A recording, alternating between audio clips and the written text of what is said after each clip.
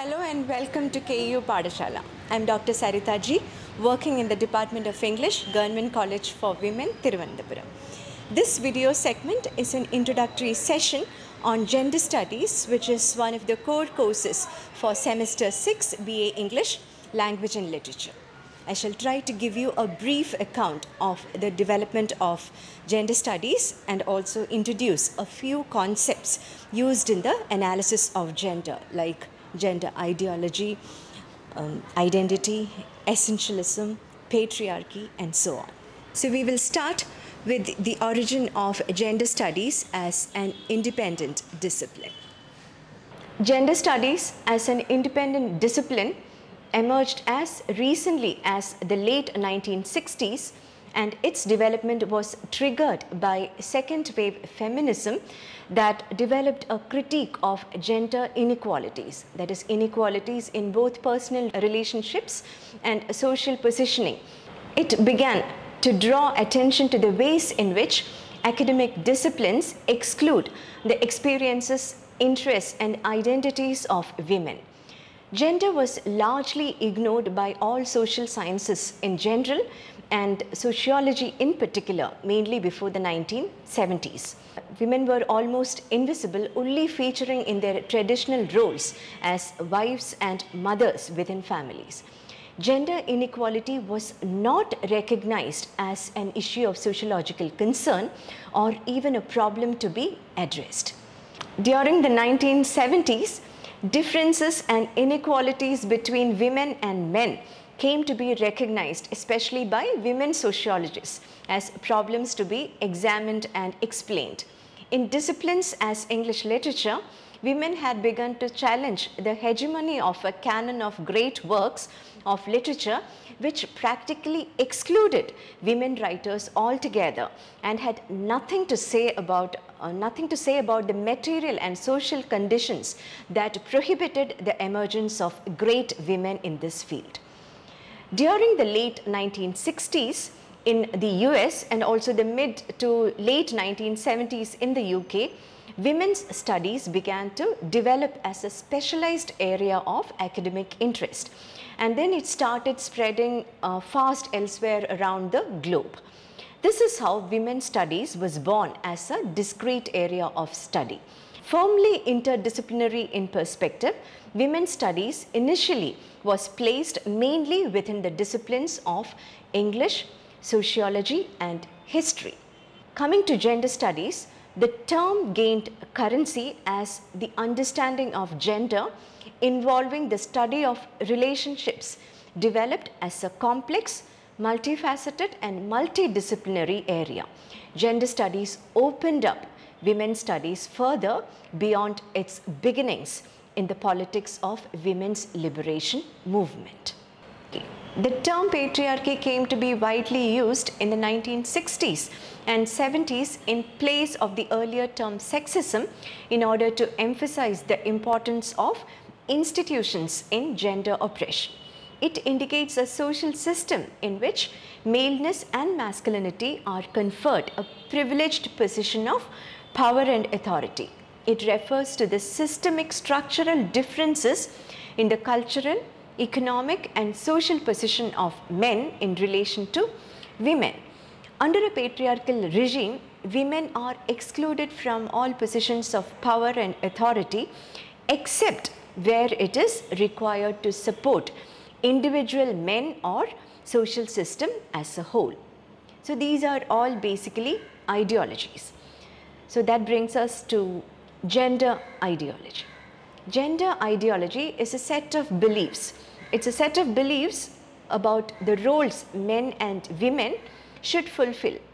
People think of gender differences as expressions of a predetermined biology and they consider men and women as belonging to different types or kinds.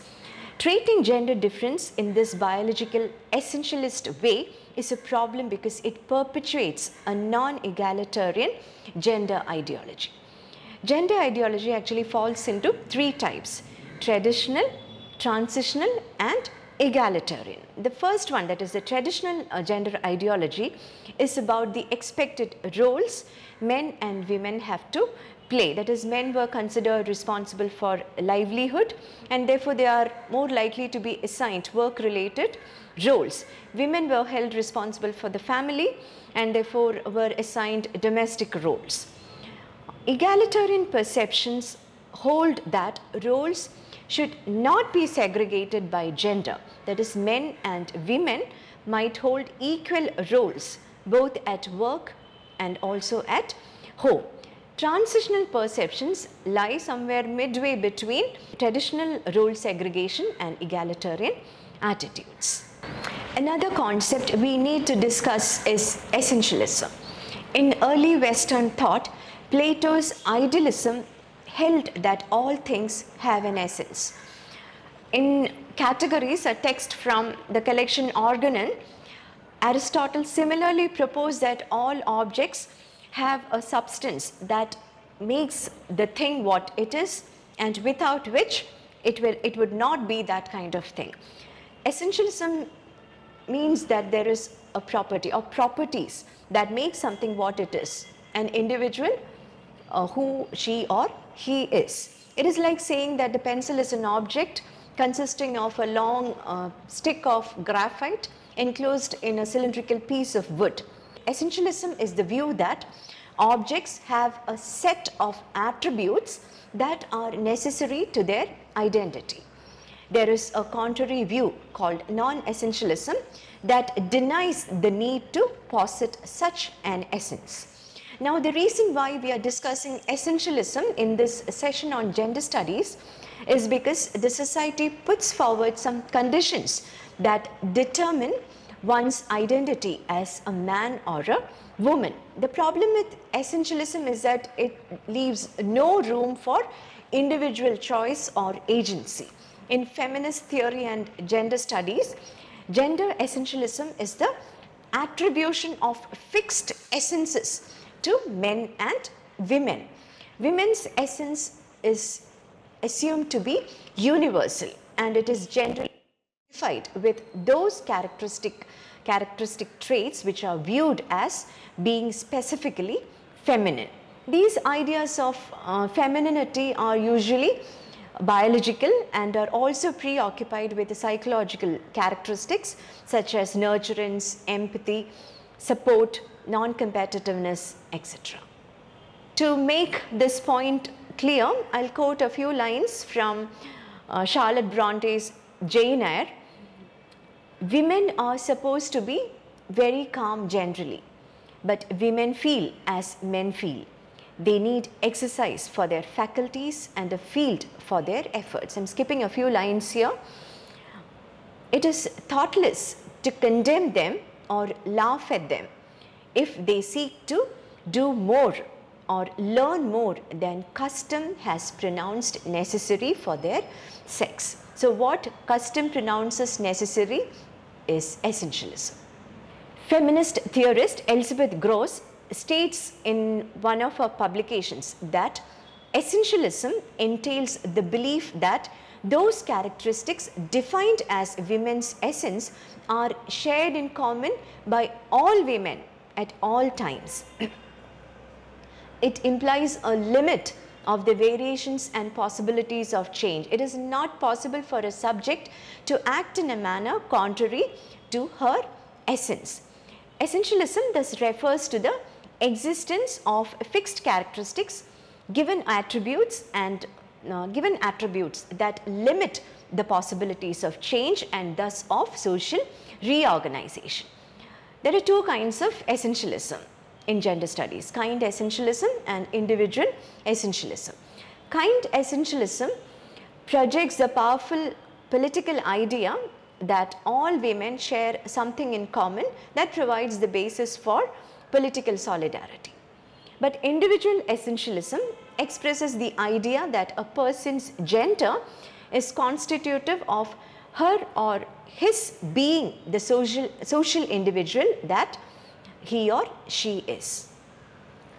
Now we will discuss the process of gendering. Simone de Beauvoir's work, The Second Sex, published in 1972, gives one of the most important formulations of the distinction between gender and sex. According to her, one is not born but rather becomes a woman, and she becomes a woman as the effect of social and cultural process. In fact, the development of our sexual orientation is also based on social and cultural factors.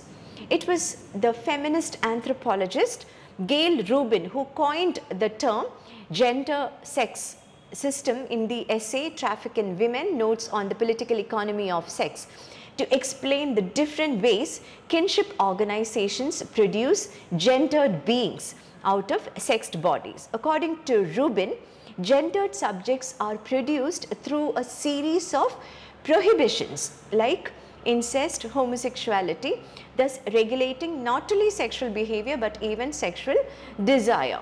For both Levi-Strauss and Lacan, it is through this process of heterosexualized gendering that viable human subjects are created. Institutions are a set of relationships and practices which are expressions of mainstream social values and beliefs.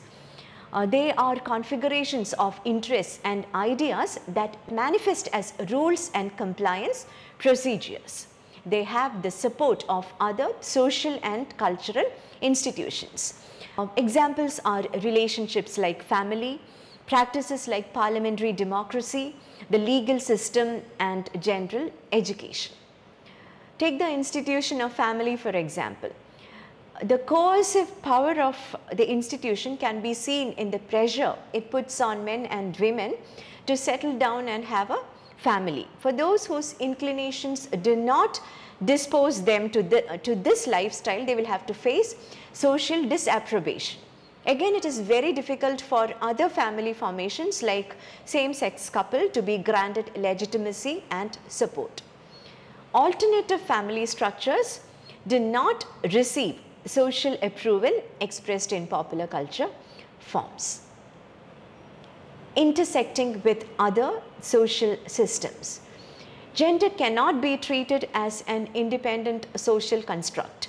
It intersects with social systems like race, sexuality, which are also governed by binary oppositions.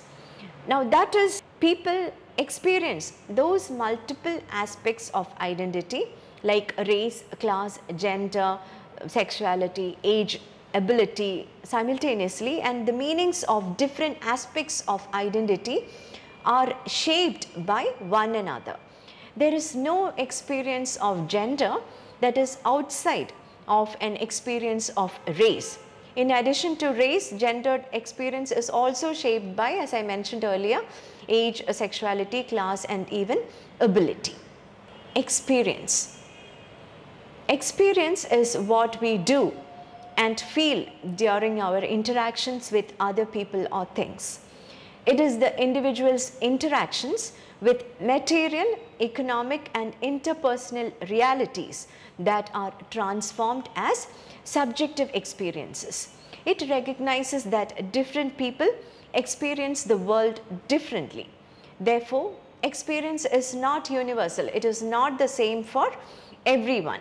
So we must recognize that people coming from different class backgrounds have different experience of the world. There is still so much more to discuss, so much more to explore. I have merely scratched the surface in this talk. My idea was just to introduce gender studies and also a few key concepts integral to the study of gender. So that brings us to the end of this session. Thanks for listening.